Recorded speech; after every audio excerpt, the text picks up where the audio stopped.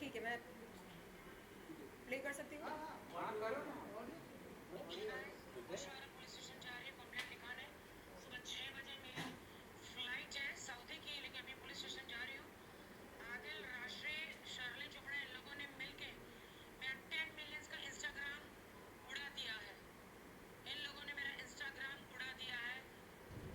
Okay, Adil, Rajshree और शर्लिन चोपड़ा ने मिलकर, राखी सावंत का कहना है कि उनका इंस्टाग्राम अकाउंट उड़ा दिया। जैसे ही मुझको ये खबर मिली, मैंने तुरंत एक कंप्लेंट साइबर पुलिस को, सीएम ऑफ महाराष्ट्र को और अलग अलग गवर्नमेंट अथॉरिटीज़ को ईमेल भेजी। उस कंप्लेंट में ये लिखा है कि सर,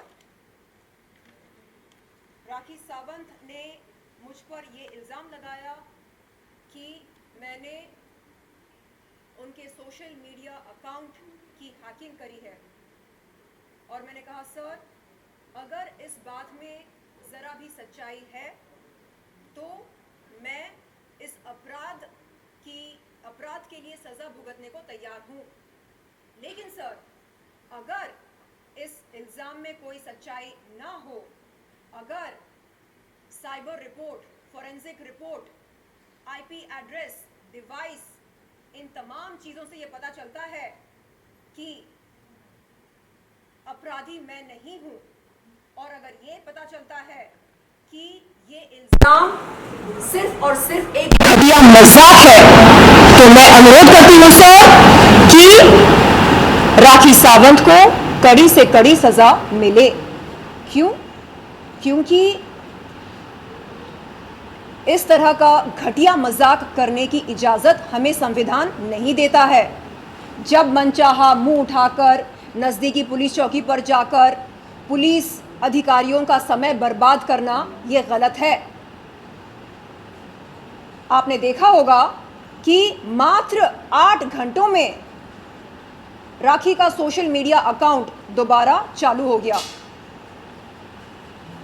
जिस दौरान उनका इंस्टाग्राम अकाउंट डिसेबल्ड था या टेम्परेरीली डीएक्टिवेटेड था, उस दौरान वो फेसबुक पर ऑनलाइन प्रेजेंट थी, वो ऑनलाइन मौजूद थी। ऐसे कैसे हो सकता है?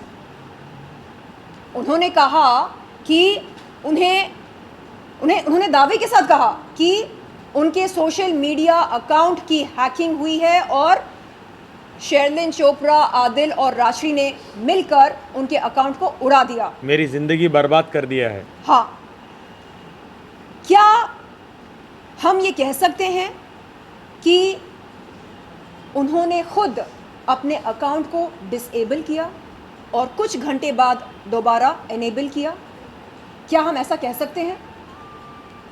मैं तमाम जांच अधिकारियों से, ख़ास तौर पर साइबर पुलिस से ये विनती करती हूँ, अनुरोध करती हूँ कि तत्काल ये मालूम किया जाए कि क्या किसी ने राखी सावंत के इंस्टाग्राम अकाउंट की हैकिंग करी या नहीं, हाँ या ना।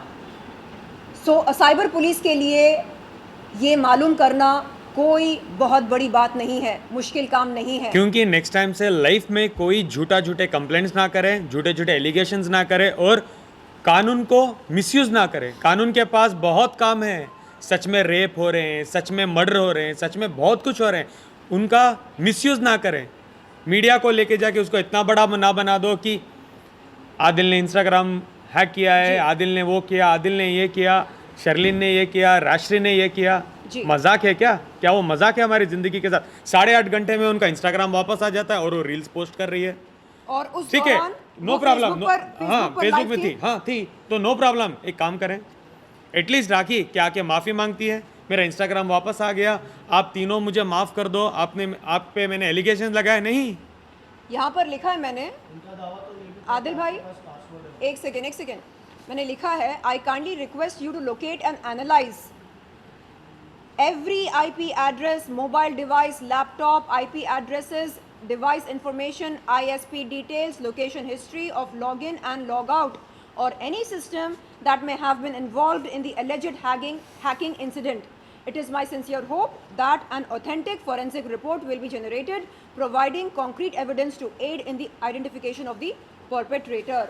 तो जब मन चाहा राखी सावंत, आप हम पर आरोप नहीं लगा सकते, और आरोप लगाने के बाद कम से कम अपने किए पर शर्मिंदा महसूस करके माफ़ी तो मांगो। वही सेम पुलिस स्टेशन में जाके बोलो कि अकाउंट मिल गया, इन तीनों की गलती नहीं थी, तो वो बोल देते हैं ये चोर है। तो उसका मतलब क्या है?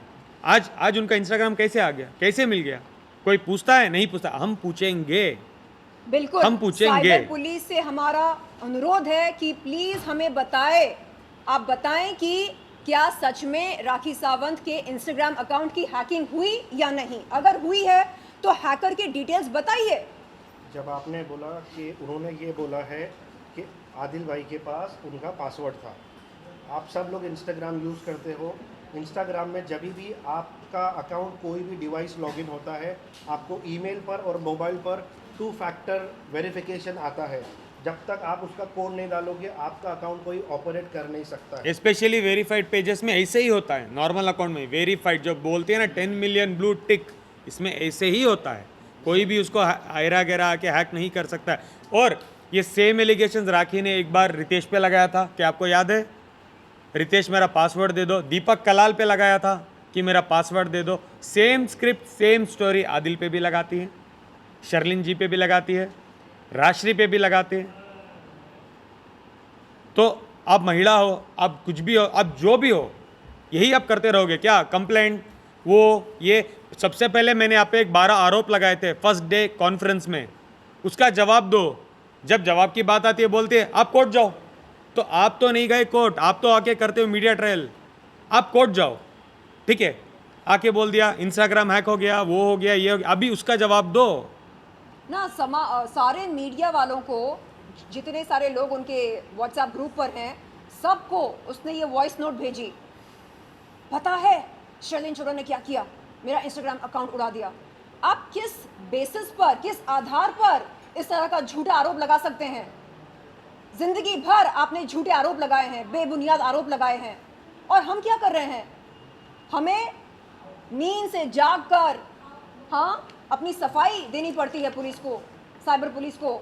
हम बताते हैं कि सर, हमें सुनने में आया कि ऐसा ऐसा हुआ है, और हमने ये जाना है कि हम पर आरोप लगा है, प्लीज़ पता लगाइए कि ऐसा किसने किया है, ये हैकर कौन है, क्या असल में ये हैकर है या नहीं है, क्या हैकिंग हुई है या नहीं, या वो लड़की जैसे हमेशा बचकानी हरकतें करती है, मन चाहा तो डिसेबल कर दिया, मन चाहा तो एनेबल कर दिया। और इस बार हम अगर पुलिस बोलती है कि वो उनका अकाउंट मिल गया, नो प्रॉब्लम, हम बोलेंगे नहीं हमें प्रॉब्लम है, हमको इन्वेस्टिगेशन करो पूरे मैटर को और हमको रिपोर्ट दो, और प्रॉपरली उसके बाद हम प्रेस कॉन्फ्रेंस करेंगे विथ एविडेंस, विथ प्रूफ।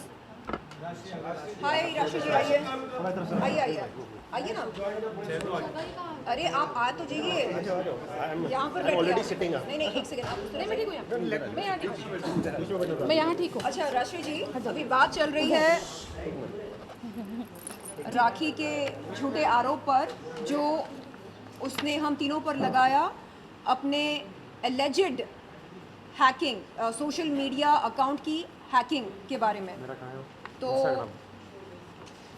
मैंने बताया कि मेरा इंस्टाग्राम वाला मैंने साइबर पुलिस को ये शिकायत भेजी ईमेल के ज़रिए, और इसकी एक फिजिकल कॉपी मैंने ओशीवरा पुलिस चौकी पर भी भेजी है। क्या वीडियो चाहिए इंस्टाग्राम से? जी, तो ये है अपडेट। मैंने भी किया है कंप्लेंट। ये इंस्टाग्राम की बात कर रहे हैं तो उसकी बात कर रहा हूँ मैं, जो मैंने कहा कि हमको पूरी रिपोर्ट चाहिए हम लोग पुलिस से। टोटल 3 कंप्लेंट किया है, वो अभी हाँ बारी बारी से बताते ये इंस्टाग्राम का हैं, है, बारी बारी से बताते हैं। ऑलरेडी रिसीव्ड है।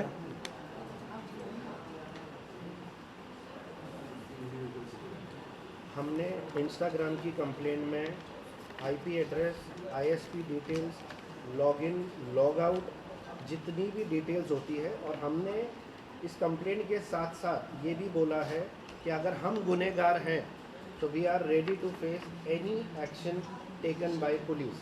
और यही लेटर लेके हमारी पूरी टीम, इसमें नीरज गुप्ता जी हैं, आदिल भाई हैं, शर्लिन जी हैं, हम सब जाके साइबर हेड को मिलने वाले हैं कि हर बार झूठ बोलकर, हर बार आदिल भाई को बदनाम करने के लिए या उनके ऊपर फॉल्स एलिगेशंस का जो सिस्टम है अभी वो बंद होगा। अभी हम हर चीज़ की सफाई मीडिया के सामने और ऑफिशियली लेटर के ज़रिए लीगली देंगे। और इसमें ज़्यादा कुछ वो नहीं, एक छोटी सी चीज़ है, फॉरेंसिक रिपोर्ट होती है। जिसने भी लॉगिन किया है, जहाँ से भी ISP IP जो होता है, उसने अगर लॉगिन कर दिया है अंदर, तो फॉरेंसिक साइबर एक्सपर्ट्स के पास फॉरेंसिक एक्सपर्ट होते हैं, उन्होंने सिर्फ लॉगिन डिटेल्स देना है कि किसने लॉगिन किया है और पूरा चीज़ सब सामने आ जाए आपके। ओके, इस पर कोई सवाल है? हैकिंग को लेकर आप लोगों का कोई सवाल है या कोई क्वेश्चन है जो आपको नहीं, आदिल भाई को या I राजश्री don't को think या शर्लिन को पूछे? मैंने तो कल ही क्लियर किया था कि सब कुछ राखी ने किया हुआ है। 24 घंटे के अंदर अकाउंट वापस आ 24 जाएगा घंटे और भी वही नहीं, हुआ। 8 घंटों के अंदर 8 घंटे 8.5 घंटे 8:30 केवल 8.5 और घंटे। उस दौरान वो फेसबुक पर कैसे? मौजूद थी। देखिए, मुझे तो ये भी नहीं पता है कि उसका अकाउंट कितने बजे वापस आया है। मैं जानती थी सब कुछ राखी ने किया हुआ है। मैंने आपको 4 बार बताया। बिल्कुल। ऑलरेडी कंप्लेंट्स हुए थे रितेश पे, मैंने आपको ये भी बताया, दीपक कलाल पे, मैंने ये भी बताया आदिल पे। राखी और किसी पब्लिक टाइम वेस्ट करना और पुलिस स्टेशन में जा जाकर टाइम वेस्ट करना, इसके ऊपर आप लोगों ने कोई फाइल किया है? मैं आपको एक्सप्लेन करता हूँ। अभी क्या है, राखी जी को और कोई काम है नहीं सिवाय फॉल्स और बेसलेस एलिगेशन करने के, डिफेमेटरी डेरोगेटरी रिमार्क करने की। इन तीनों के अगेंस्ट में उन्होंने क्या क्या कहा है पब्लिक डोमेन में है, उसको बोलने की ज़रूरत नहीं है। अभी कुछ दिन पहले एक बंदा पीयर होता है रील, अपनी रील के थ्रू, जिसमें वो क्लेम करता है कि उसका एक फ्रेंड, वो नहीं, उसके एक फ्रेंड ने आदिल दुरानी को 15 लाख रुपए दिए थे और वो 15 लाख रुपए आदिल दुरानी खा गया। और आदिल दुरानी के लिए बहुत ही वाहियात किस्म की लैंग्वेज वो इस्तेमाल करता है जो मैं अभी नहीं बोल सकता आपको, इंक्लूडिंग चीटर और फ्रॉड बोलता है। और बोलता है मैं आदिल को हमेशा के लिए जेल के अंदर डलवा दूंगा क्योंकि उसने मेरे दोस्त का पैसा खाया। ठीक है, उसकी लोकल स्टैंडिंग नहीं बनती है, लेकिन इसके बावजूद भी वो आता है बीच में, वो राखी जी के ही कहने पे आता है, वो क्लियर है। उस बंदे के अगेंस्ट में हमने कंप्लेंट किया है, रिटन कंप्लेंट साइबर सेल में और मुशीवारा पुलिस स्टेशन में, और राखी जी के भी अगेंस्ट में, because there is a conspiracy between Rakhi Sawant and this particular person. अब मैं दूसरी चीज़ बता दूँ कि वो बंदा जिस बंदे के बारे में बोलता है कि मेरा दोस्त है, इसने पैसा दिया है, वो बंदा यहाँ पे मौजूद है, ये हाँ मेरे ही पैसे। और ये इनकी वाइफ हैं। हेलो, नमस्ते। हम लोग अपना नाम बताइए। एक मिनट, नाम बताइए। हाँ, दीश, खड़े हो जाइए, खड़े हो जाइए, अभी खड़े हो जाइए।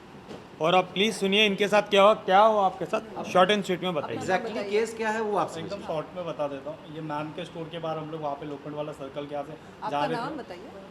लाउड बोलो।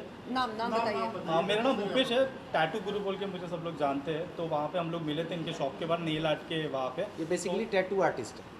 टैटू आर्टिस्ट आपने ही फोटो करा के दिया था वहाँ पे आपके शॉप के बाहर। तो मेरे को बोले कि टैटू रिमूव करना है, फिर उसके बाद में घर पे मिले, फिर वहाँ पे आदिल सर से मुलाकात हुई। तो व्यूज़ वगैरह अच्छा आया था 10 मिलियन का। तो बोला क्या कर दे, आदिल सर के एक ऑडी में बैठ के वहाँ पे लेके गए। तो मेरे लिए सब नया एक्सपीरियंस था।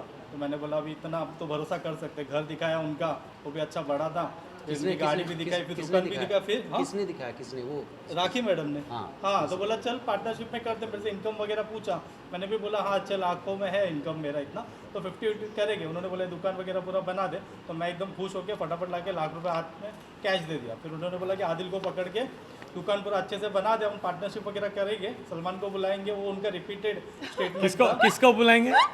हाँ वो सब है मेरे। सलमान भाई, हाँ सलमान भाई, सलमान खान, सलमान खान। एक बॉलीवुड एक्टर। रील्स का स्टेज बनाएंगे, वहाँ पे सब रील्स के स्टार को बुलाएंगे, आप फेमस हो जाओगे। मतलब डेली का एक स्टेटमेंट उनका था ऐसा कि आप पेमेंट कर दो, आपको फेमस कर देंगे हम लोग। फिर इनको हम लोग ने दिया, फिर 6,30,000 इनके अकाउंट में गया। फिर उसके बाद में हम लोग ने बोला कोई भी एक्टर तो अभी तक दिखा नहीं ना हमको, बस आप तो इसके पीछे पड़े। फिर और 2 लाख रुपया मांगा। फिर वहाँ पे हम लोग रुक गए। फिर थोड़ा आर्ग्यूमेंट वगैरह चालू हो गया। तो वो पूरा बोले कि आदिल से पकड़ के आदिल से पूरा पैसा निकलवा के दे। मैंने बोला आपके बोलने पे मैंने दिया था। तो बोला कि अभी मेरे को काम करो, अभी मेरे को 10 लाख रुपया चाहिए। आपके बोलने पे मुझे क्यों दिया आपने? वो इंफ्रास्ट्रक्चर का पूरा काम करने के लिए। क्योंकि उनका लेकिन ठीक है, वो इंटीरियर जो आपने किया, मेरा कोटेशन आपको क्या था? 10 लाख का था स्टार्टिंग। आपने मुझे कितना पेमेंट दिया है? 6,30,000 इनको, 1 लाख रुपया राखी को। तो मुझे आज भी कितना पैसा बनता है? 2 लाख रुपया मेरे से लेना बनता है, जो उन्होंने बोला छोड़ दे। और इनफैक्ट अभी अपने जो वकील जी है इनको हमारा ऑफिस से कंप्लेंट करने के लिए भी ट्राई कर रहे हैं। मैंने इनके हाँ, बिहाफ तो में बोले कि मैं कंप्लेंट तेरा भी जो भी किया है हुआ पूरा करवा के देता हूँ।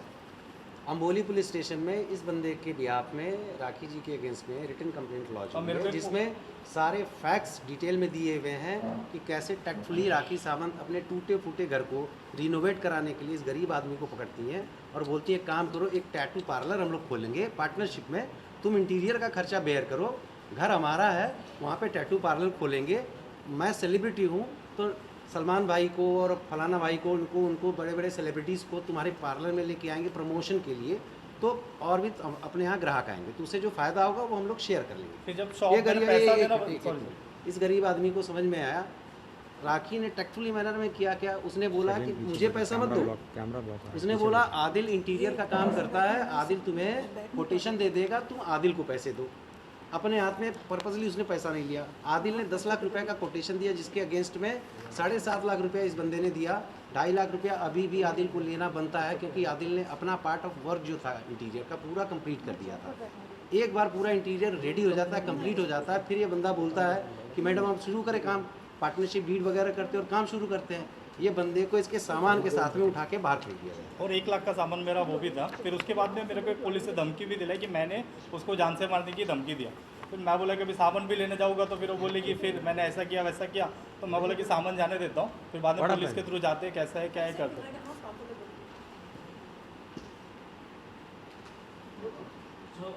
जो अभी रिसेंटली राखी कहने की 2 लाख ट्रॉफी 2 लाख ट्रॉफी वाला स्टेटमेंट उन्होंने कहा, तो उसमें क्या कहना चाहोगे कल्याण जी?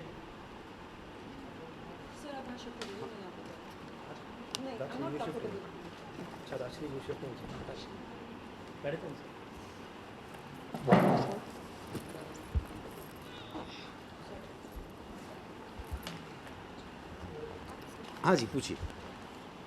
आदिल, जब से आपने पहली प्रेस कॉन्फ्रेंस ली है, एक एपिसोड सा चल पड़ा है प्रेस कॉन्फ्रेंस का, कब तक चलेगा या थमेगा भी? क्योंकि हर दिन कोई ना कोई राशि तो आरोप लगाएगी, उनका काम ही है इस तरह। तो आप लोग कब तक का सर्वाइव करोगे? जब तक राखी झूठे आरोप लगाते रहेंगे, हम बाहर आके प्रूफ करते ही रहेंगे विथ प्रूफ विथ विटनेसेस। और एक बात इन्होंने ठीक से नहीं कहा, उसके बाद बताओ तुम्हारे 50 रुपए जो ठगे वहां तक बताओ। लॉन्ड्री का भी था पैसा उनका बाकी था, तो बोले अभी मेरे भाई है जो वो बरोबर से चेंज रह गया। नहीं, प्रॉपरली बोलो, फिर तुम मुझे मत बोलो भाई मुझे ये बोलना था वो बोलना था, क्योंकि आरोप मेरे पे लगा है। पूरा एकदम क्लियर, पूरा सामने मेरे से अभी पैसा निकाल सकते हैं, मेरे लेवल के हिसाब से भी निकाल लिया उन्होंने 7-8 लाख रुपया, तो अभी इनसे तो अच्छा खासा ही निकाला रहेगा। मेरा तो पूरा मतलब झूठ पूरा लॉस ही हुआ है। जब पहली प्रेस कॉन्फ्रेंस राखी ने ली इस इंसिडेंट के बाद, तो मैंने फाल्गुनी से पूछा क्या आप जवाब देंगे, और उन्होंने कहा था कि आपको अरेस्ट किया जाएगा क्योंकि आपको अलाउड नहीं है प्रेस कॉन्फ्रेंस देना है। इसमें क्या है बात है, इसमें थोड़ी लॉस में डालेंगे क्या? आधे प्रेस कॉन्फ्रेंस ले नहीं सकते? फाल्गुनी जी का ऐसा कहना था कि वो भी अरेस्ट हो जाएंगे। इस पर सर आपके क्या रिएक्शन थे?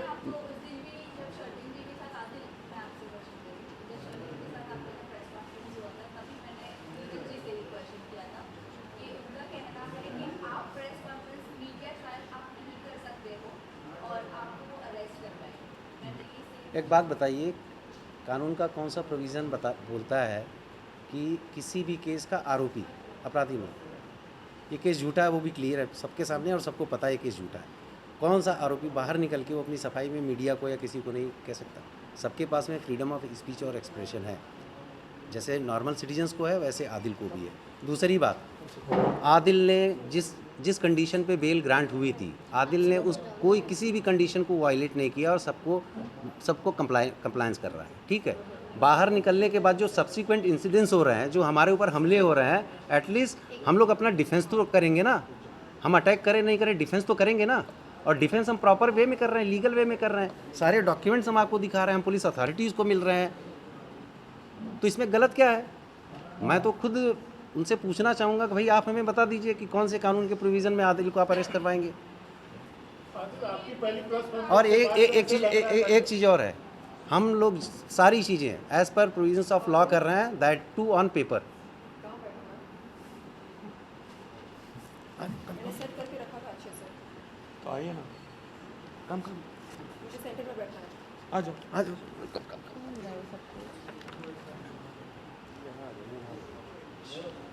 इधर आ जाओ, मेरे बगैर करना है तो कर लो, मेरे बगैर आ जाओ। नहीं करना मुझे।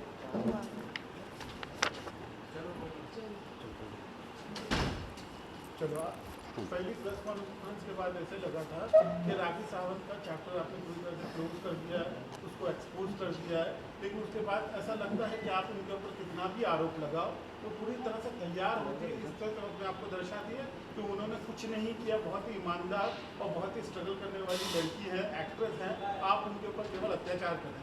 इसके ऊपर आपको क्या कहना? वो हर बार यही तो कहती है। देखो, पहले मेरे प्रेस कॉन्फ्रेंस में मैंने 12 सवाल पूछे, मैंने 12 चीज़ों को रखा जो राखी ने मेरे साथ किया। 12 सवालों का सिंपल उनका जवाब था, उनकी और उनके एडवोकेट का, कि तुम जाओ कोर्ट में जाके बात करो, मुझे नहीं पता है, मैं कुछ नहीं बता सकती। और वो मेरे पे नए नए 8-8, 10-10 एलिगेशन लाती हैं, क्योंकि वो चाहती है कि मैं एलिगेशन क्लियर करने में तैयार रहूँ और वो कुछ ना कुछ करते रहे। अब आप उमरा जाइए जाकर वो वहाँ काफ़ी खुश नजर आ रही हैं और आप लोग एकदम स्ट्रेस में दिख रहे हैं। उमरा जाकर वो वीडियो भेज रही है, काफ़ी खुश लग रही है और आप लोग काफ़ी स्ट्रेस में दिख रहे हैं। ऐसा लग रहा है कि कहीं ना कहीं आपके रिश्तों में भी कहीं अनबन आ रही है उसके कारण। ये क्या ठीक है? एक और बार पूछिए। मतलब उमरा जाकर वो वहाँ से वीडियोस भेज रहे हैं, बहुत ही खुश हैं। आप लोग कहीं ना कहीं बहुत ज़्यादा स्ट्रेस में लग रहे हैं। ऐसा लग रहा है कि आपके रिलेशंस में भी कहीं ना कहीं अनबन हो रही है। आपको ऐसे क्यों लग रहा है कि हम स्ट्रेस में लग रहे हैं? नहीं, नहीं, ऐसा अगर आपको क्या लगता है हमें अगर यहाँ पे आप हंसना पर- खेलना अगर चाहिए? आप पर सोशल मीडिया अकाउंट की हैकिंग का इल्जाम लगाया जाए तो आप बल्ले बल्ले करेंगे? नॉट ओनली सोशल मीडिया का, नहीं नहीं, इतने सारे आरोप लगा रही है वो।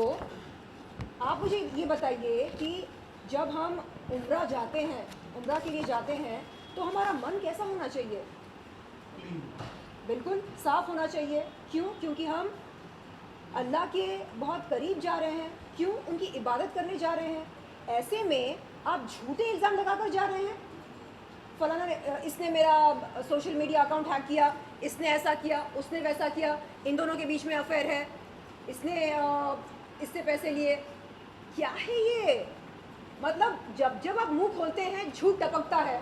और यूजुअली क्या होता है, जो उम्रा जाने से पहले हम सब क्या करते हैं, गैदर होते हैं, माफ़ी भी मांग के जाते हैं कि हम लोग उम्रा जा रहे हैं, कोई गलती हुई तो माफ़ कर दो, हम आके दोबारा मिलेंगे, हमको ब्लेस करो, ये होते हैं चीज़ें। तो वो तो जाते जाते बोल रही है 6:30 बजे मेरी फ़्लाइट है, आदिल राष्ट्रीय शर्ली ने मेरा अकाउंट हैक कर दिया, वो हैक कर दिया, ये हैक कर दिया, उन दोनों का कमिटमेंट्स है, रिलेशनशिप्स है, ये होता है क्या? और कोई गैर मुसलमान उम्रा के लिए नहीं जा सकता है, ये हम सब जानते हैं, है कि नहीं? तो राखी सावंत मीडिया के सामने आए और बताए कि उनके पासपोर्ट पर उनका नाम क्या है, राखी सावंत है या फातिमा है। और सऊदी अरेबिया की कॉन्सुलेट से मैं ये अनुरोध करती हूँ, गुजारिश करती हूँ कि वो हमें बताएं कि क्या राखी सावंत के डॉक्यूमेंट्स पर उनका नाम राखी सावंत है या फातिमा है। क्या राखी सच में मुसलमान है या गैर मुसलमान है। अगर सच में मुसलमान है तो वो मुसलमान बनकर जिए, मुसलमान होने की नौटंकी ना करे, वो फरेब ना करे। और हमारे मतलब इस समाज में जितने सारे मुसलमान रहते हैं, उनके सेंटिमेंट्स के साथ, उनकी आस्था के साथ खिलवाड़ ना करें। मैडम, आपको लगता है कि ये चैप्टर क्लोज हो सकता है? क्योंकि राखी एलिगेशन लगाने में मानेगी नहीं। मानेगी नहीं? एक सेकेंड, मानेगी नहीं मतलब क्या? उनका एटीट्यूड, उनका नेचर। एक सेकेंड, क्या ये जंगल है या समाज है? आप कह रहे हैं कि वो एलिगेशंस लगाती रहेगी। हम सब जानते हैं, हम इतने सालों से उनको देखते हैं। उसे स्वयं में बदलाव लाना पड़ेगा, उसे बदलना पड़ेगा। कानून नाम की भी कोई चीज़ है ना। बिल्कुल, ये जो देश है, ये हमारी मनमानी से नहीं चलता है, ये कानून से चलता है। तो राखी को अब समझ में आना चाहिए कि जिन लोगों के साथ वो भिड़ रही है वो लॉ की समझ रखते हैं। इससे पहले कई बार कई अलग अलग लोगों पर राखी सावंत ने अलग अलग किस्म के इल्ज़ाम लगाए। उन लोगों ने सोचा जान दो, लेकिन ये वो हमारा एटीट्यूड नहीं है। अरे हम क्यों जाने दें? जब हमने कोई जुर्म नहीं किया, हम उस इल्ज़ाम को क्यों बर्दाश्त करें? आदिल एक सेकेंड, मैडम का हाल ही में मैंने राखी सावंत का एक इंटरव्यू देखा सिद्धार्थ कनन के साथ। उसमें वो कहती हैं कि आदिल भाई ने उनका बलात्कार किया, जिसके चलते उन्होंने मजबूरन आदिल भाई से शादी करी। तो मुझे लगा कि अरे जब किसी महिला के साथ बलात्कार होता है, वो महिला या तो डर के मारे चुप रहती है, या नहीं तो हिम्मत करके अपने नज़दीकी पुलिस चौकी पर जाकर शिकायत दर्ज कराती है, शिकायत देती है अपना, कहती है कि ऐसा ऐसा हुआ है मेरे साथ। पुलिस कर्मचारियों से, अधिकारियों से गुजारिश करती है कि तत्काल एक्शन लिया जाए। तो राखी सावंत ने ये सब नहीं करके ये फैसला लिया कि चलो अपने बलात्कारी के साथ शादी कर लेते हैं। नहीं नहीं, ऐसे ऐसे कौन करता है? जो आपका बलात्कार करता है, आप उसके साथ जिंदगी, पूरी जिंदगी बिताने की कसमें खाते हैं? ऐसे कैसे हो सकता है भाई? आदिल क्या आपने सच में राखी को मारा है? क्योंकि ये बात कोई हजम नहीं एक सेकेंड, एक करता है। सेकेंड। जो उम्रा वाली बात है, शरीफ आपने अभी जैसे कहा कि मुसलमानों का जो भी कर रही है वो उम्रा करने जाती है, जहाँ अलाउड नहीं है, उन सबको पता है वो सब अलाउड नहीं है। कहीं ना कहीं इस्लाम का सेंटिमेंट्स को हर्ट करना, क्या आप लोगों ने इसके ऊपर भी एक्शन लिया नहीं है? क्योंकि डे वन जब से प्रेस कॉन्फ्रेंस हो रहे हैं, वो शरिया लॉ को भी एक्सप्लॉइट करती जा रही है। उसके अगेंस्ट आदिल से ये कह रही है कि वो इस्लाम कबूल कर लिया है, ये है वो है, बट उसे फॉलो तो नहीं कर रही है, कहीं ना कहीं उसके अगेंस्ट ही है। तो इसके ऊपर आप लोगों ने हाल ही में एक प्रेस कॉन्फ्रेंस में राखी ने कहा था, according to the FIR copy also, जो राखी ने मेरे पे एलिगेशन किए थे, जिसमें मुझे 377 की धारा लगी थी कि आदिल मुझे मारता है, पीटता है, एसिड उछालने की धमकी देता है, इस्लाम में ज़बरन इस्लाम में आने की धमकी देता है, इसलिए मैंने इस्लाम कबूल किया। वही इंटरव्यू में लास्ट में राखी कहती है कि मैं इस्लाम धर्म को बहुत ज़्यादा पसंद करती हूँ, मैं उम्रा जाना चाहती हूँ। देखो, उम्रा एक बहुत बड़ी चीज़ है, हर इंसान, हर मुसलमान को एक बहुत बहुत बहुत बहुत बड़ी चीज़ है। तो जब मैं जेल में था इस 5-6 महीने, तब वो उम्रा नहीं जा सकती थी। ये कंट्रोवर्सी के बाद उम्रा नहीं जा सकती थी। सडनली उनको क्या हो गया कि वो 25 को टिकट लेके उम्रा चले गई। एंड ऑफ द डे चलो उम्रा चलेगी, बुलावा आ गया, वो चले गए। जाते जाते भी एलिगेशन लगा के जाना ज़रूरी था? एटलीस्ट मैं ये उम्मीद करता हूँ उनका उम्रा कबूल हो, आने के बाद वो ठीक हो जाए और कोई भी झूठे एलिगेशंस ना लगाए। तो जैसे आपने कहा, ये मीडिया ट्रायल्स ख़त्म हो जाएंगे। हमको करने लायक बहुत काम है, शर्लिन जी को भी बहुत सारे काम है, मुझे भी है और राश्री जी को भी है। हम करने वाले काम करेंगे। हमको ये जवाब देने, सवाल लेने में, हर्ट होने में, पैसे खर्च करने में, स्टेशन घूमने में, आने में, आप लोगों को बुलाने में कोई इंटरेस्ट नहीं है, कोई इंटरेस्ट नहीं है। मेरा तो देखिए- कितना बिजनेस लॉस हो रहा है, मेरा तो कितना बिजनेस सफ़र कर रहा है बिकॉज ऑफ राखी। आज मैं अपना पूरा काम धंधा छोड़ के यहाँ पे बैठी हूँ। जैसे कि आप कह रहे हैं कि आप हम आपको क्या लग रहे हैं, दुखी लग रहे हैं, क्या लग रहे थे, स्ट्रेस में लग रहे। अगर इंसान पे हम इतने सारे लोगों पे आप ये देखिए, इतने सारे लोग हैं राखी के मारे हुए, तो क्या चाहते हैं आप हमसे? हम यहाँ पे मुस्कुराए, गाना गाए, अंताक्षरियाँ खेले? हमारी इज्जत की धज्जियां उड़ाकर, हमें पीड़ा देकर, हाँ, हमारे वर्क प्लेस को गाली देकर, हम पर सोशल मीडिया अकाउंट को हैक करने का इल्ज़ाम लगाकर मैडम गई हैं उम्रा के लिए। अरे आप अल्लाह मियाँ से क्या बोलोगे? अरे माफ़ी मांगो अपने गुनाहों के लिए, सच में माफ़ी मांगो। बोलो अल्लाह मियाँ माफ़ कर दो मुझे, और बोलो अल्लाह मियाँ मुझ में बदलाव लेकर आओ, मुझको एक बेहतर इंसान बनाओ। बंद करो ये सब लोगों के जज्बातों के साथ खिलवाड़ करना, उनकी ज़िंदगियों के साथ खिलवाड़ करना। कितना अच्छा इंटरव्यू दिया था राखी ने सिद्धार्थ कनन का। मैं क्या ही बोलूं, ये एक सच्चाई उसमें। और राखी क्या कहती है, आदिल 2-2 लाख रुपए लेके अवार्ड बेचता है। हर चीज़ का हमको एविडेंस देना पड़ता है, बिकॉज हम सच्चे हैं।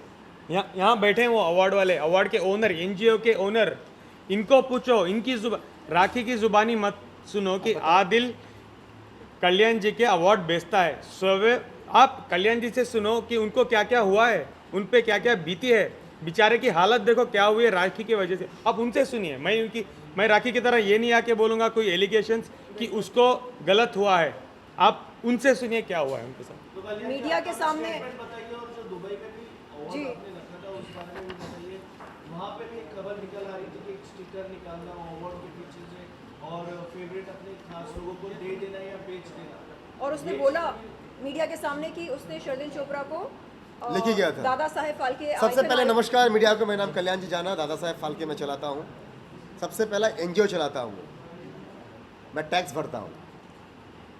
इसके बाद जो दुबई में जब मेरा शो हुआ उस टाइम पे मेरा बहुत दिक्कत हुआ, बहुत दिक्कत हुआ।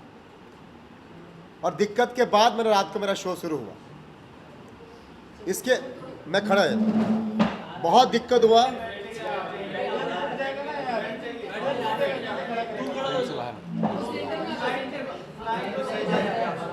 जोर से बोलूं मैं, बहुत दिक्कत हुआ। दिक्कत के बाद जब मैंने शाम को जब मैंने शो शुरू किया, राखी सावंत आते हैं और उसके बाद फटाफट सबका नाम बोलते हैं, ये नाम दो, ये नाम दो, इसको अवार्ड दो, इसको अवार्ड दो। मेरी वाइफ भी पीछे थे। मैं कुछ काम के लिए बाहर गया, ये भाई स्टिकर निकल के सबको दे रहे हैं जो मेरा लिस्ट में नाम नहीं है, लिस्ट में नाम नहीं है, स्टिकर निकाला सबको दे रहा है अवार्ड। मेरे कौन है ये? तो स्टिकर सब नीचे पड़ा हुआ था। मैं तो बोले भाई 2 लाख रुपया जो है ना, ये नहीं लिया है, कम से कम 25 अवार्ड, 20 से 25 अवार्ड जो मेरा कम पड़ा ना।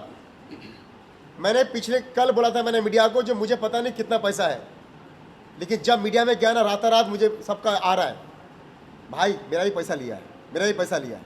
वो सब नाम देगा मैं, वो नाम देगा मैं। कम से कम 20 से 25 लाख रुपया मैं बोलता राखी लिया है, कमाया है। अब वो 20 से 25 लाख मेरा वहाँ पे पैसा देना था। मैंने इनको फ़ोन किया था मॉर्निंग में, भाई चुकाना है पैसा। कल्याण जी, एक बात ये आती है कि आप लोग ऐसे को कैसे इतना इन्फ्लुएंस कर रहे थे जो आप लोग इतने अग्री हो जाते हैं कि आपने इतना बड़ा अपना भी नुकसान कर दिया सिर्फ एक राखी की बोल। नुकसान नहीं मैडम, नुकसान नहीं। जैसा आप ऑर्गेनाइजर है, आपने राखी को बुलाया है, राखी के दोस्त को नहीं बुलाया आपने। अभी वो दोस्त को दे रहा है, लिस्ट में मेरा नाम नहीं है। हड़कंप वहाँ पे ये मचा हुआ है क्योंकि दिन भर मेरा शो शुरू नहीं हुआ था, शाम को हुआ। मुझे तो शो खत्म करना था, वो टेंशन में था मैं। उस टेंशन में इसने अपना हाथ धो लिया, आपने अपने लोगों को भाई बुला के वो सबको दे दिया।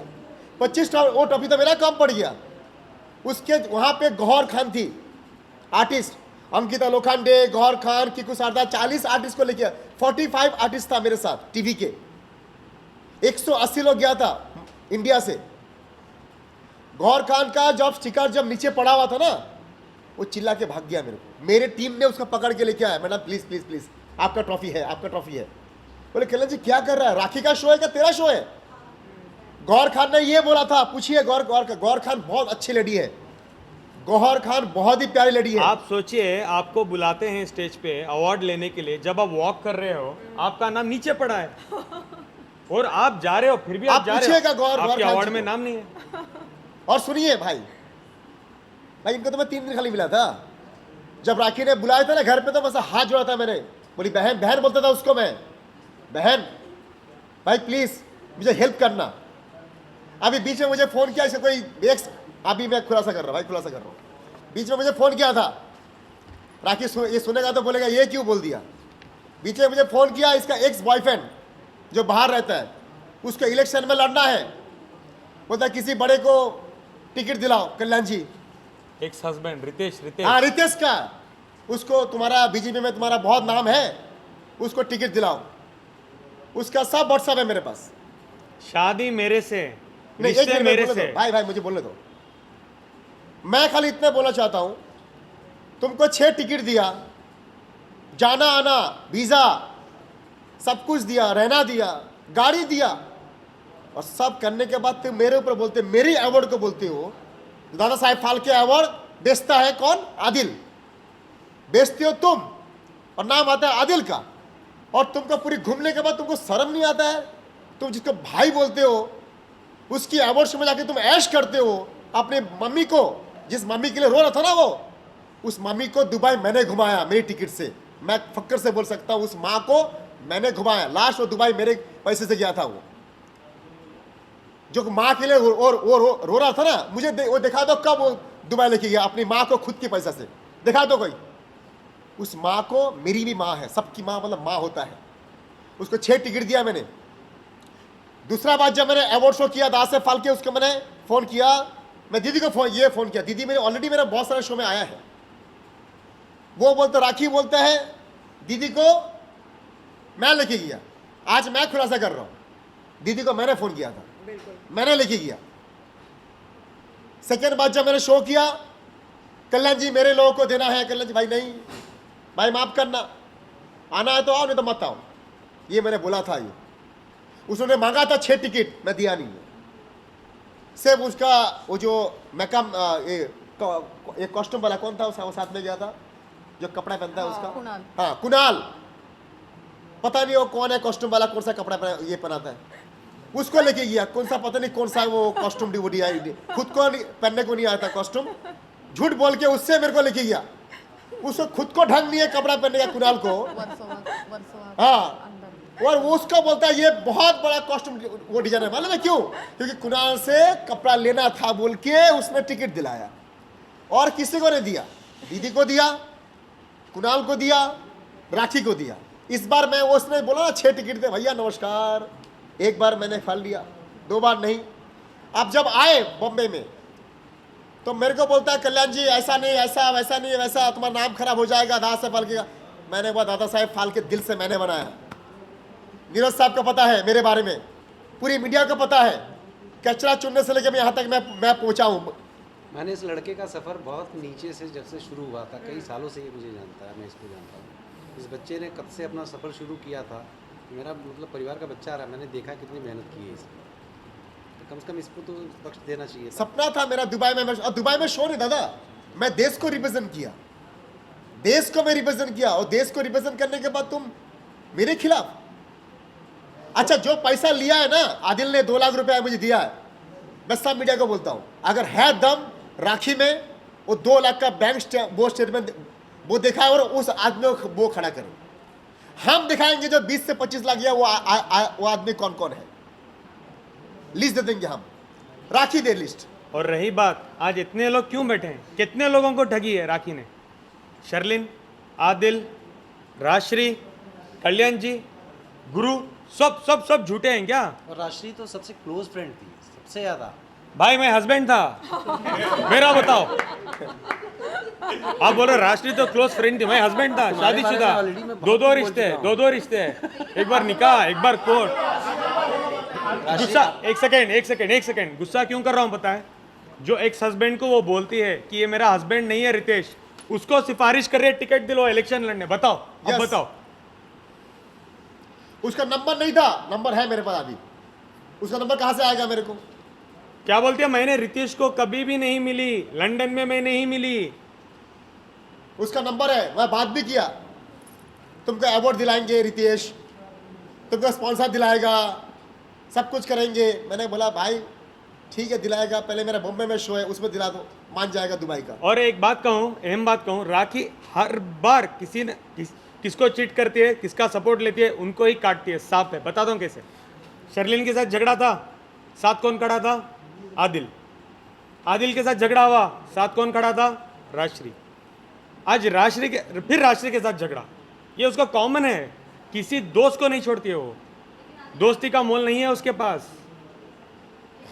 आप राखी के कितने ऐसे दोस्तों से मिले हो? अभी अगर कल्याण जी बोल रहे कि 3 बार ही आपसे वो मिले हैं, अगर 3 बार की मुलाकात में आपके ऊपर इतने बड़े बड़े एलिगेशंस लग रहे हैं, तो आप और कितने लोगों से मिल रहे हो और कितने लोग आने वाले हैं प्रेस कॉन्फ्रेंस के लिए, ये जानना एक 15-20 दिन दो, एक 15-20 दिन दो, हमको ये चाहिए प्रॉपर, हम एक काम करेंगे, एमपी थिएटर लेंगे, फिर आप सबको बुलाएंगे, हर गली गली में जाओ, बोल रहे हैं भाई तुम कैसे हो, मुझे ठग दिया, मुझे किया, मेरे से लूट लिया, 1 लाख लूट लिया, 10,000 लूट लिया, 50 रुपए लूट लिए, 25 लाख लूट लिए, 30 लाख लूट लिए, करोड़ों रुपए लूट लिए।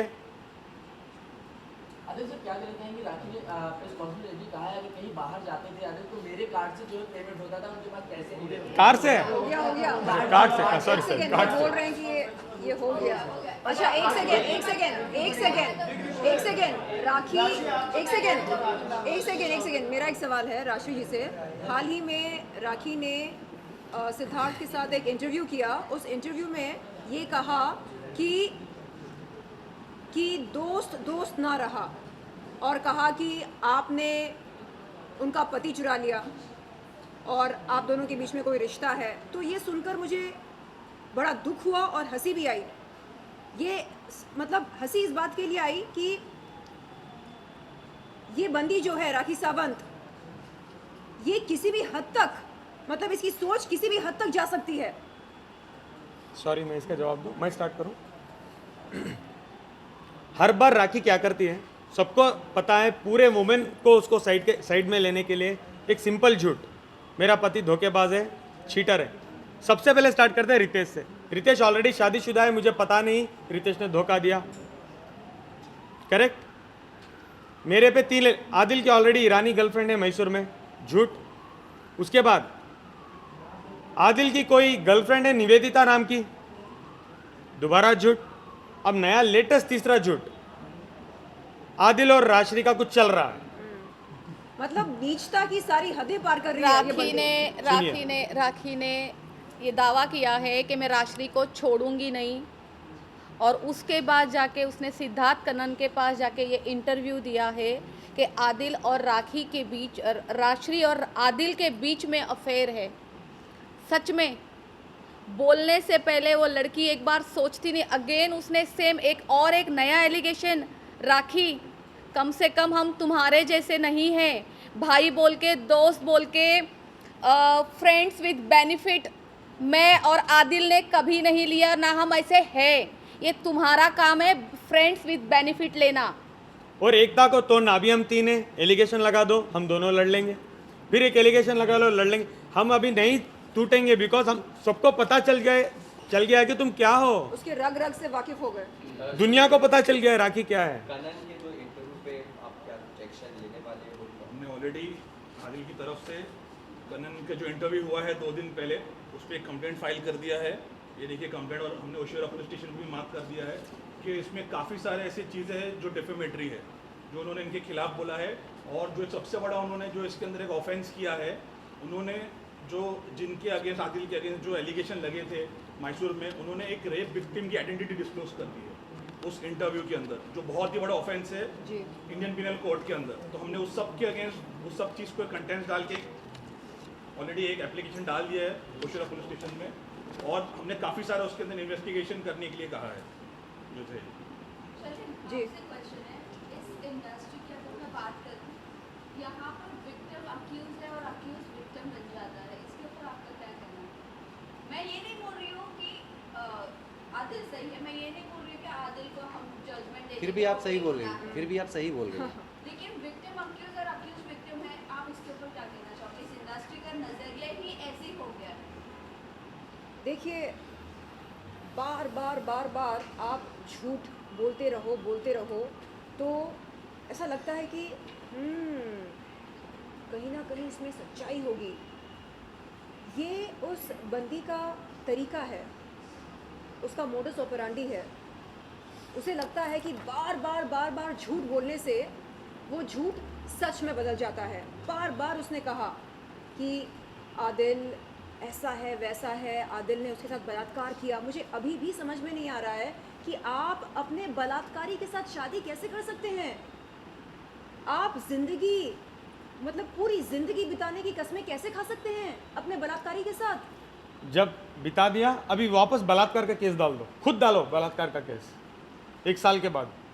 आदिल पर राखी की कौन सी अदा आपको पसंद आई थी? हाँ, ये तुम सवाल ही मत पूछो, किताब लिखना पड़ेगा मुझे अदाएं के बारे में।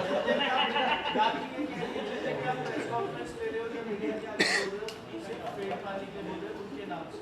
और वो क्या करती हैं, वो जब आती हैं मीडिया के सामने, हाँ, बोलती है कि मेरी क्लोन वो तो दूसरों के मेट्रो में घुस के पब्लिसिटी लेती अरे है। बाबा, मुझे एक बात बताओ, क्या कभी मेरी लड़ाई राखी से थी? हाँ, मैं विरोध कर रही थी उन लोगों का जिन्होंने मेरा यौन शोषण किया। उस लड़ाई में बीच में एंट्री मार के उड़ता हुआ तीर किसने लिया? राखी सावंत ने लिया। क्यों किया? पब्लिसिटी बटोरने के लिए। हाँ, तो ये सवाल आपको उनसे करना चाहिए। मिस राखी सावंत, आपको शर्लिन की लड़ाई में जबरन घुसने की ज़रूरत क्या थी? वो अपने अपने संवैधानिक हक के लिए लड़ रही थी। मेरा हक बनता है, इंसाफ की गुहार लगाना मेरा संवैधानिक हक है। नहीं, आप कंप्लेंट नहीं कर सकते मेरे भाइयों के खिलाफ। क्यों नहीं कर सकते? अगर आपके भाई निर्दोष हैं तो उन्हें कुछ नहीं होगा, आप बेफिक्र रहो। लेकिन नहीं, आप ऐसे नहीं कर सकते, आप वैसे नहीं कर सकते। लेकिन आप सबको ठग सकते हैं, आप अपने बलात्कारी के साथ शादी कर सकते हैं, आप अपनी सहेली को सौतन बना सकते हैं ये इल्ज़ाम लगाकर कि तूने मेरा पति चुराया। आप कुछ भी कर सकते हैं, लेकिन हम उफ तक नहीं कर सकते। ये दोहरे मापदंड क्यों? आदिल और राशि, आपसे जानना चाहूंगी, ऑलरेडी राखी फेमस है, बट अभी भी इतनी पब्लिसिटी की बुक क्यों है? आप लोग उनको ज़्यादा क्लोजली जानते हैं। ये एक डिसऑर्डर है, नहीं, मेंटल डिसऑर्डर, मैं अटेंशन सीकिंग डिसऑर्डर। मैं इस बारे में बताना चाहूँगी। ये बात सच में सच है। मैं उसके साथ इतने दिनों से रही हूँ। खैर, मुझसे ज़्यादा तो आदिल रहे हैं। वो प्लानिंग करती है एवरीडे। वो मेरे स्टूडियो में बैठ के भी प्लानिंग करती थी कि अभी मैं जिम में जाने वाली हूँ, जिम के नीचे जाके क्या बोलूँगी, और ये क्या वो कुछ लैंड क्रूज़र वो सब कुछ वॉटेवर क्या क्या हो रहा था, ये सब कुछ मेरे स्टूडियो में बैठ के वो करती थी। एंड देन उसके बाद वो जो टमाटर के झाड़ वाड़ उगाने जाती थी, जैसे राखी सावंत कहती है कि रेस्पेक्ट मी, मैं राखी सावंत हूँ, मैं एक ब्रांड हूँ, आप केवल एक टमाटर का झाड़ ही उगा सकती हो, और उसके अलावा अगर आप कुछ कर सकती हो तो लोगों के ऊपर एलिगेशंस कर सकती हो। आप कोई ब्रांड नहीं हो। आप सिर्फ रात को बैठ के जैसे मेरे साथ बैठ के ये बोलती थी कि अभी मैं क्या करूं। बीच में आपको पता है उसने एक नाटक किया था, हेलो हेलो हेलो, वो आलिया भट्ट का फ़ोन आ रहा है, आलिया भट्ट का फ़ोन आ रहा है, आलिया भट्ट मुझे साड़ी भेज रही है। वो सारा ड्रामा मेरे सामने हुआ था, सब झूठ। उसके जब उसने आप लोगों को ये सब इंटरव्यू दिए, बाइट्स दिए, नाटक किया, ड्रामा किया, अब मुझे कहती है अब मैं क्या करूँ राश्री। नेक्स्ट डे उसकी दुबई की फ़्लाइट थी। हम दोनों चार बंगला जाते हैं, वहाँ पे आप देखना चार बंगला मच्छी मार्केट के बाजू में साड़ी की दुकान है, वहाँ जाते हैं, वहाँ साड़ियाँ खरीदती है वो 3 से 4 साड़ी, और उसमें से एक ब्लू या ग्रीन कलर की साड़ी वो पहन के नेक्स्ट डे एयरपोर्ट जाती है, और वो ये दिखाती है कि देखिए मुझे आलिया भट्ट ने साड़ी भेजी है। राखी सावंत का सिर्फ यही काम है, वो सब कुछ स्क्रिप्टेड करती है, बस वो लिखती नहीं है, बट उसके दिमाग में ये सारी चीज़ें होती है। वो एक नंबर की ड्रामेबाज, झूठी, लोगों को बदनाम करना, एलिगेशंस लगाना, दोस्ती के रिश्तों पे भी उंगली उठाना। छी राखी सावंत, क्या ही बोलूँ मैं आपके लिए। आपका नाम राखी सावंत लेना भी आज के टाइम गंदा लगता है, आपको पुकारना भी बेकार लगता है कि आपका नाम भी कैसे ले। उनका ये भी कहना है आपका जो बिजनेस है नेल आर्ट, उसकी भी ब्रांडिंग आप राखी सावंत के नाम से ही कर रहे हो। जैसे अभी भी आप जो भी प्रेस कॉन्फ्रेंस या इंटरव्यू कर रहे हो, पीछे ब्रांडिंग लगा रहे हो नेल आर्ट। देखिए, मैं आपको ये बात का जवाब देना चाहती हूँ। राखी सावंत का जो कहना है मुझे लेके कि मैं उसके नाम से पब्लिसिटी कर रही हूँ, ठीक है, और वो सवाल करती है मेरे ब्रांड पे, तो मैं आप सबको ये कहना चाहती हूँ, मेरे पास मेरे क्लाइंट बहुत बड़े बड़े सेलिब्रिटी है, मैं किसी का नाम नहीं लेना चाहती। आधी टीवी इंडस्ट्री मेरे पास आती है, आधा बॉलीवुड मेरे पास आता है, और उसके बाद जो ये म्यूज़िक इंडस्ट्री है, और ये जो जितने बड़े बड़े हाई लेवल के सिंगर है, वो सब मेरे क्लाइंट्स है। अगर मुझे किसी के साथ जाके पब्लिसिटी लेनी है तो मैं राखी सावंत को क्यों चुनूंगी? मेरे पास जब इतने अच्छे अच्छे ऑप्शंस है तो मैं किसी और को अपना दोस्त बनाऊंगी और उसके साथ जाके पब्लिसिटी लूंगी। राखी सावंत ने मुझे ट्रैप किया है। उसको मुझसे पूरा पैकेज चाहिए था। उसने जब देखा कि लड़की वेल है, इसके पास सब कुछ है, मैं इसको अच्छे से यूज़ कर सकती हूँ, मेरा नेल आर्ट स्टूडियो यूज़ करती है वो, राखी सावंत ने मुझे ट्रैप किया है। मुझे कोई ज़रूरत नहीं है राखी सावंत के पास जाके पब्लिसिटी लेने के लिए। और उसकी पब्लिसिटी मेरे हिस्से में क्या ही कर रही है, क्या काम आ रही है? आज मेरा नेल आर्ट स्टूडियो इतना ऊपर था, आज मैं नीचे आ चुकी हूँ, बदनाम हो रही हूँ, मुझ में इतने गंदे एलिगेशंस लग रहे हैं, मेरे बिजनेस पे असर हो रहा है। राखी सावंत ने बोला कि उसने मुझ पर 100 करोड़ का डिफेमेशन लगाया, मानहानि की है। राखी सावंत के ऊपर मैंने 200 करोड़ की है, क्योंकि मेरा बिजनेस, मेरी इज्जत राखी सावंत से ज़्यादा है। मैं बिजनेस करती हूँ, राखी सावंत बिजनेस नहीं करती है। उसने मेरे बिजनेस पे उंगली उठाई है, मेरे पेट पे लात मारी है, आए दिन वो मुझ पर एलिगेशंस लगाती है। कल बोलती है कि हम दोनों दोस्तों के अंदर कुछ है। तो राखी सावंत, तुम्हारा डैमेज और हमारा डैमेज नहीं है। इस वजह से मैंने तुम पर अब 200 करोड़ का मानहानि दावा किया है। बिल्कुल ये वही है। राखी सावंत भी करती है बिजनेस, राखी सावंत भी करती है बिजनेस। शेंडी लगाना, चूना लगाना, फरेब करना, ठगना। सही बोला आपने, ठगना नहीं। आप ऐसे क्यों बोल रहे हैं कि शांत हो जाओ? नहीं, जो सच है वो सच है ना। बिजनेस वो भी करती है, लेकिन अलग बिजनेस है वो, चूना लगाना, शेंडी लगाना। और मैं गुजारिश करती हूँ कल्याण भाई से कि एक स्पेशल अवार्ड दिया जाए उसको आपके अगले अवार्ड फंक्शन में। Drama queen. क्या? नहीं। कौन woman of the era? Dada Saheb Phalke drama queen. Drama queen क्यों रहे इतना अच्छा हुआ? नहीं। कौन वुमन द बिगेस्ट ठक्का दे दो ना एटलीस्ट। ठग द बेस्ट ठग अवार्ड गोज टू बाल्टी अवार्ड। बाल्टी अवार्ड। कल्याण सर, अगर हो सके जैसे इस प्रेस कॉन्फ्रेंस कहा गया, इसको लेकर अगर अगला प्रेस कॉन्फ्रेंस आपके खिलाफ ले और आपके खिलाफ बोले तो आप क्या करेंगे? भाई मैं तो शेर आदमी हूँ, मैं तो कच्चा खा लेगा उसको। वो मेरे ऊपर नहीं आएगा, उसको पता है मैं क्या चीज़ हूँ, वो मेरे ऊपर नहीं आएगा।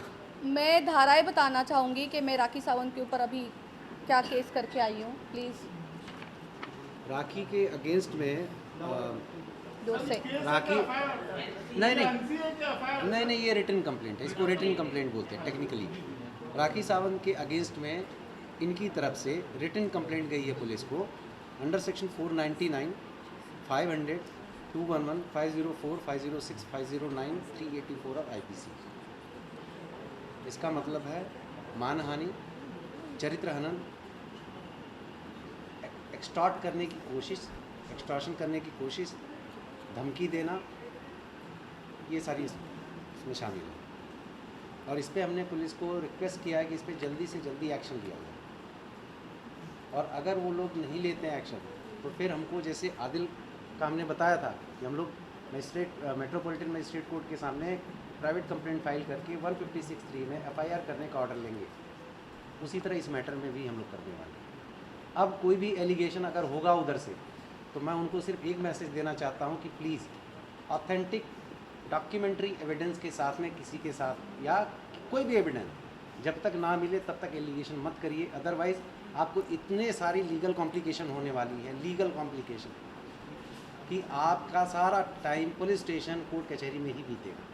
वैसे भी आज के टाइम उसने पता है क्या बोला है कि राश्री के वजह से उसके हाथ से कुछ 4-5 मूवी निकल गई है और कौन सॉन्ग गए हैं उसके। ये राश्री के वजह से नहीं गया है। ये जो टमाटर के झाड़ उगाते हुए घूमती है ना, उन सब चक्रों में निकला है उसके हाथ से। ये जो झूठे एलिगेशंस लगाती है, जो स्क्रिप्ट बनाती है घर पे बैठ के, मुझे तो लगता ही नहीं, क्या ही बोलूँ। चलो ठीक है, अच्छी बात है, अगर उसको किसी ने काम दिया भी था, करो आप काम राखी सावंत, बहुत काम करो, इंसान को काम करना चाहिए।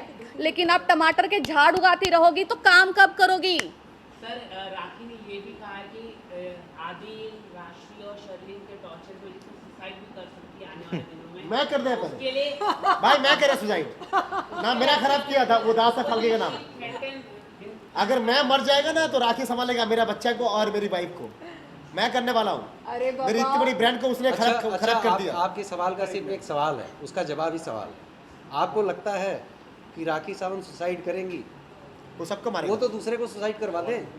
सरेआम मीडिया के सामने एक महिला के आपत्तिजनक फोटोज और वीडियोस दिखाए और वो महिला आज भी जिंदा है, आपके सामने बैठी है। हाँ, तो शर्म आनी चाहिए उसे।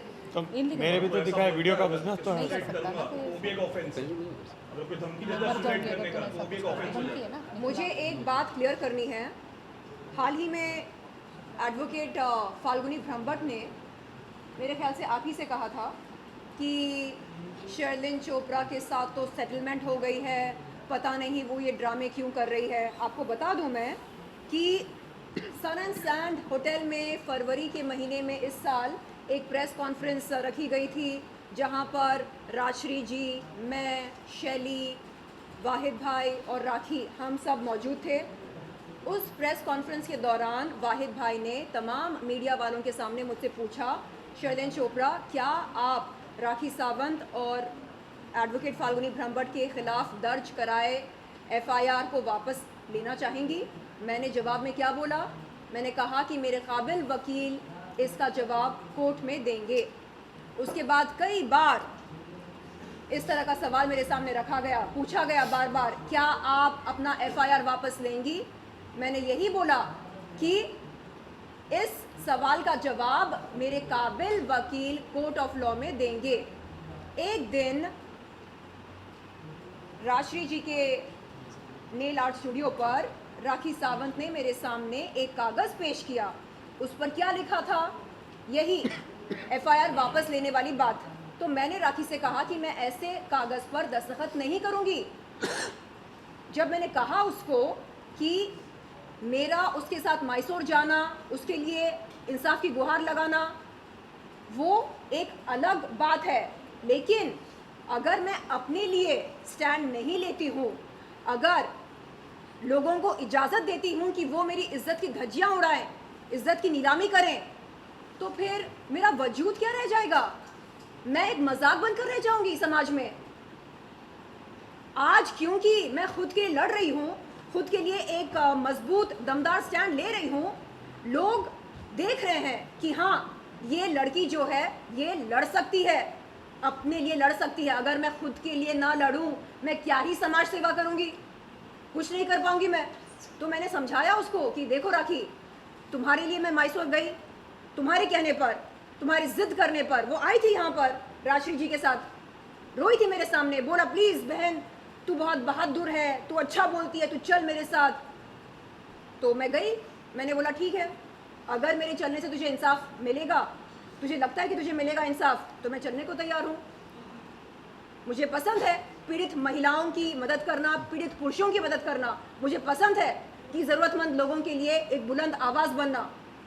तो मैंने उसको समझाया उस दिन। मैंने कहा कि प्लीज़ इन दो बातों को मिक्स मत करो। अगर मैं तुम्हारे लिए स्टैंड ले सकती हूँ तो क्या मैं खुद के लिए स्टैंड नहीं ले सकती? सोचो ज़रा, मैं ये एफआईआर वापस नहीं ले सकती? समझो बात को। नहीं, तू मेरे साथ दुबई गई थी ना मेरे एकेडमी के लॉन्च के लिए, हाँ, और तुझे मैंने अवार्ड दिलाया ना, दादा साहेब फाल्के आइकन अवार्ड। मैंने बोला हाँ, तो मैं ये एफआईआर वापस ले लूँ? ऐसे कैसे हो सकता है? मैं मजाक बनकर रह जाऊंगी। आइंदा अगर तूने मेरी इज्जत की धज्जियाँ उड़ाई, मैं गई पुलिस के पास शिकायत करने, तो कौन मुझे सीरियस लेगा? तो मैंने राखी से कहा कि राखी नहीं, मैं इस कागज़ पर दस्तखत नहीं कर सकती हूँ। समझो बात को।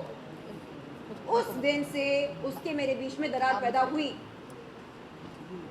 एडवोकेट फाल्गुनी ब्रह्मभट्ट कहती हैं कि अरे वो तो आई थी हमारे पास, हमने कॉफ़ी पी। हाँ बाबा, हम साथ में बैठकर मोमोज खाए, हमने कॉफ़ी पी। कॉफ़ी तो मैं अपने ड्राइवर के साथ भी पीती हूँ, मोमोज तो अपने ड्राइवर के साथ भी खाती हूँ। तो इसमें बड़ी बात क्या है? क्या संविधान में लिखा है कि अगर आप किसी के साथ बैठकर मोमोज खाते हैं या कॉफ़ी पीते हैं या हंसी मजाक करते हैं तो इसका सीधा मतलब ये निकलेगा कि आपने सेटलमेंट कर ली? आज तक ना लिखित में ना जुबानी तौर से मैंने ये कहा कि मैं अपना एफआईआर वापस लेती हूँ। मेरे जीते जी वो एफआईआर कभी वापस नहीं लूंगी। बात सुन लो और समझो। एडवोकेट फाल्गुनी ब्रह्मभट्ट के खिलाफ मैंने बार काउंसिल में जाकर एक शिकायत दर्ज करी। मैंने कहा बार काउंसिल के रिस्पेक्टेड ऑफिसर से कि सर, एडवोकेट फाल्गुनी ब्रह्मभट्ट एक एडवोकेट होते हुए, एक महिला होते हुए, हिंदुस्तान की नागरिक होते हुए तमाम मीडिया वालों के सामने उन्होंने मेरे आपत्तिजनक फोटोज और वीडियोस दिखाए, मुझको जलील किया, मेरी इज्जत उछाली। एक वकील होते हुए वो ऐसा नहीं कर सकती है। वो बोलती है हाँ मैं अपने किए पर शर्मिंदा हूँ। हाँ, तो रिस्पेक्टेड ऑफिसर ने मुझसे पूछा आप क्या चाहती हैं? मैंने बोला सर, ये कह रही हैं कि ये अपने किए पर शर्मिंदा हैं, ऐसे नहीं चलेगा। इनसे कहिए कि मीडिया के सामने मुझसे माफ़ी मांगे अगर सच में ये शर्मिंदा है तो। उन्होंने उस दिन, ये बात है 7 अगस्त 2023 की, इसी महीने की, तो उन्होंने उस दिन ऑफिसर के सामने कहा जी सर, सर मैं एक प्रेस कॉन्फ्रेंस रखूंगी सर, और उसमें तमाम मीडिया वालों के सामने मैं शर्लिन चोपड़ा से माफ़ी मांगूंगी, मैं अपने किए के लिए बहुत शर्मिंदा हूँ सर। और वहाँ से निकलने के बाद वो मुझे धमकी देती हैं, बोलती हैं कि जो एफआईआर आपने दर्ज कराई है राखी सावंत और मेरे खिलाफ, वो आप वापस ले लीजिए तो ये माफ़ी आपको मिल जाएगी। मैंने कहा आप क्या बात कर रहे हो, आप क्या बात कर रहे हो? एफआईआर अलग है और बार काउंसिल में जो मैंने शिकायत दर्ज कराई है वो अलग है। ये दो अलग अलग मुद्दे हैं, आप मिक्स क्यों कर रहे हो? तो तब मुझे समझ में आया कि उनकी मंशा क्या है। माफ़ी मांगना उनकी मंशा नहीं है। वो चाहती हैं कि जैसे तैसे मैं उस एफआईआर को वापस ले लूं, और मुझे कहती हैं कि असल में मैं बहुत परेशान हूँ, मैं एक बच्चे की माँ हूँ, मुझे उसके लिए फ़िक्र होती है और ये राखी सावंत मुझे बहुत परेशान करती है। मैंने कहा मैडम, जो कुछ भी ये है ये आपका पर्सनल मैटर है, ठीक है? हम मिले क्यों यहाँ पर, आए क्यों बार काउंसिल पर? क्योंकि मैंने शिकायत की आपके खिलाफ, ठीक है? उस मुद्दे पर हम बात करेंगे। तो आज ये कहती हैं कि नहीं हमारी सेटलमेंट हो गई। अरे कोर्ट ऑफ लॉ में रिस्पेक्टेड जज साहब के सामने आप क्या बोलेंगे? वो पूछेंगे आपसे अगर सेटलमेंट हुई है तो बताइए कहाँ हुई, कैसे हुई, है क्या लिखित में? अरे सेटलमेंट का मतलब क्या होता है? एक प्रॉपर डॉक्यूमेंट होता है। सर आप बताइए सेटलमेंट कैसे होती है? सेटलमेंट के दोनों को कोर्ट जाना पड़ेगा, कंसेंट टर्म्स डालना पड़ेगा, फिर माननीय जो हाई कोर्ट होगा वो क्वेश करेगा। ऐसा सेटलमेंट नहीं होता है।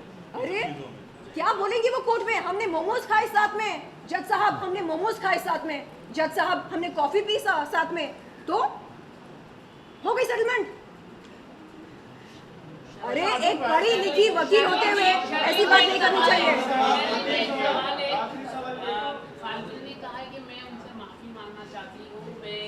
एडवोकेट फाल्गुनी ब्रह्मभट्ट मुझसे माफी नहीं मांगना चाहती हैं। अगर वो प्रेस कॉन्फ्रेंस करती है, अगर माफी मांगती तो आप माफ करेंगे? मैंने उस दिन ये दिलदार वाला डायलॉग राखी का बहुत ही फेवरेट डायलॉग है। बहन तू दिलदार है, बहन दिलदार कर करके ही ये हालत हो गई। बहन तू बहादुर है, बहन मेरे साथ चल, बहन मेरे लिए इंसाफ की गुहार लगा बहन। एक सेकेंड। एडवोकेट फाल्गुनी ब्रह्मभट्ट ने 7 अगस्त 2023 के दिन बार काउंसिल के रिस्पेक्टेड ऑफिसर के सामने मुझसे कहा कि वो तत्काल एक प्रेस कॉन्फ्रेंस अरेंज करेंगी, तमाम मीडिया वालों के सामने मुझसे माफ़ी मांगेंगी। क्यों? 5 नवंबर 2022 के दिन जो शर्मनाक काम उन्होंने किया, सरेआम मीडिया के सामने एक लड़की के आपत्तिजनक फोटोज और वीडियोस दिखाकर, उसके लिए वो माफी मांगना चाहती हैं, ऐसा उन्होंने कहा रिस्पेक्टेड ऑफिसर के सामने। लेकिन उसके बाद क्या हुआ, उनसे पूछिए क्या हुआ। वो बोलती है नहीं, असल में वो जो एफआईआर आपने दर्ज कराई ना हमारे खिलाफ, वो आप वापस ले लेंगी तो फिर मैं माफ़ी मांग सकती हूँ। मैंने बोला मैडम एफआईआर अलग है, ये बार काउंसिल वाली शिकायत अलग है, दोनों को मिक्स मत करो। एफआईआर में आपका नाम है, राखी सावंत का नाम है, बार काउंसिल में मैंने जाकर शिकायत करी आपके खिलाफ, तो आप अभी उस शिकायत के बारे में बात करो। तो नहीं, आप वो एफआईआर वापस ले लो, तो मैं माफ़ी मांगूंगी आपसे मीडिया के सामने, फिर आप ये शिकायत भी वापस ले लो। मैंने कहा क्या है ये, आप डील कर रहे क्या मेरे साथ? जिसके दिल में रिमोर्स होता, जिसके दिल में गिल्ट होती अपने किए के लिए, जिसके दिल में पछतावा होता, जो सच्ची मायनों में, हाँ सही मायनों में जो माफ़ी मांगना चाहता है, वो कंडीशन रखता क्या? नहीं आप ऐसा करो तो मैं सॉरी बोलूंगी, आप वैसा करो तो मैं अपोलोजाइज करूंगी। क्या है ये? आप मीडिया के सामने आज भी ये बोल रहे, आप ही को बोला था किशन, आप ही को बोला था, अरे मेरे पास और भी बहुत कुछ है, मेरे पास और भी बहुत कुछ है। शर्लिन चोपड़ा को बोल दो कि अगर कोई शरीफ औरत, शरीफ महिला, हाँ आ जाए, अगर कोई शरीफ महिला बात करना शुरू करे तो फिर सोच लो क्या होगा। अरे क्या शराफत शराफत शराफत का पाठ पढ़ा रहे। अगर आप सच में शरीफ हो ना, तो आपको बोलने की जरूरत नहीं है कि आप शरीफ हो। आपकी शराफत आपकी हरकतों से, आपकी बातों से झलकती। मैं राजा हूं, मैं राजा हूं बोलने की जरूरत नहीं है। समझ में आता कि आप कौन है, तो समझ में आ गया है सबको कि आपकी असली मंशा क्या है। और आप क्या बोल रहे थे, अगर वो माफी मांगेगी तो मैं क्या करूं? ये सवाल मैं आप पर छोड़ती हूँ। नहीं, अगर मीडिया के सामने सच्चे मन से वो माफी मांगती है मुझसे, बगैर कोई शर्त के, एफआईआर वापस ले लो, ये कर दो, वो कर दो, नो, कोई कंडीशन नहीं। आप सच्चे दिल से माफी मांगो, उसके बाद आप देखो क्या होता। आदिल भाई, राखी के दिन में जितने लोग थे,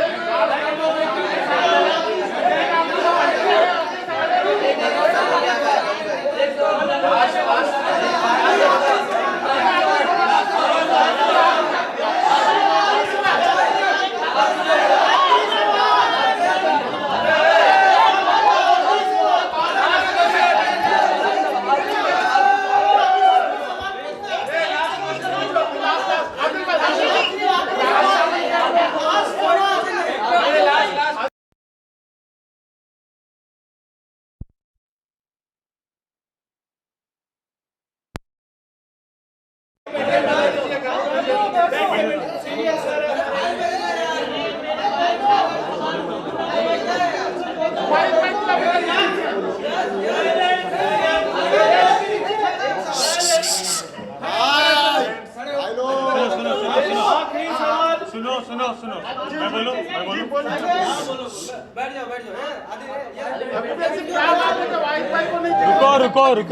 रुको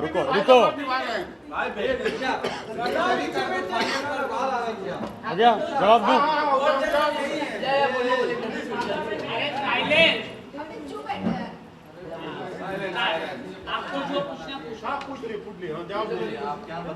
अभी ये मत बोलो आदिल की टीम, आदिल की गैंग, ये कोई टीम और गैंग नहीं है।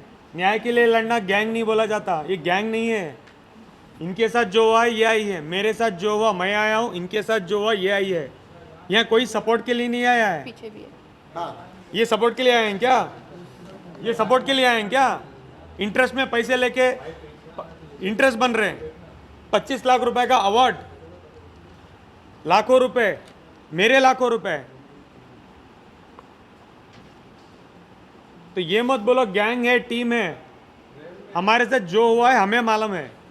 तो वो आके बोलती है ये वो टीम, भाई लोनर होगी। लोनर के काम तुमने किए हैं क्या? तुमने दोस्त बनाए क्या? तुमने हस्बैंड ठीक से बनाए क्या? तुमने फैमिली ठीक से रखी? तुमने कुछ नहीं किया।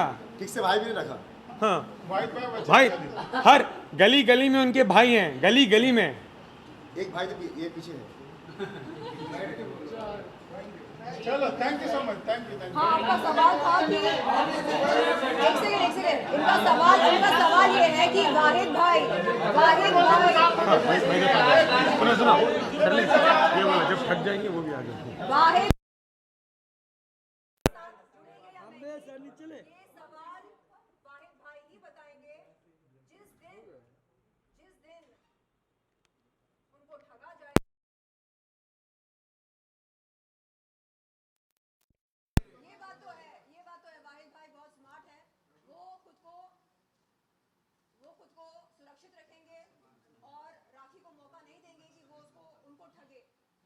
और जेन्युइनली कोई ठगा है तो हमारे पास आ जाइए, हम पूरे ग्रुप बना के लड़ेंगे।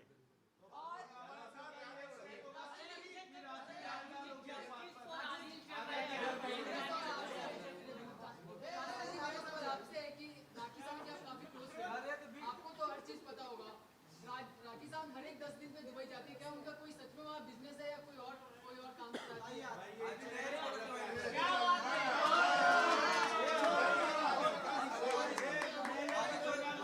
बोलू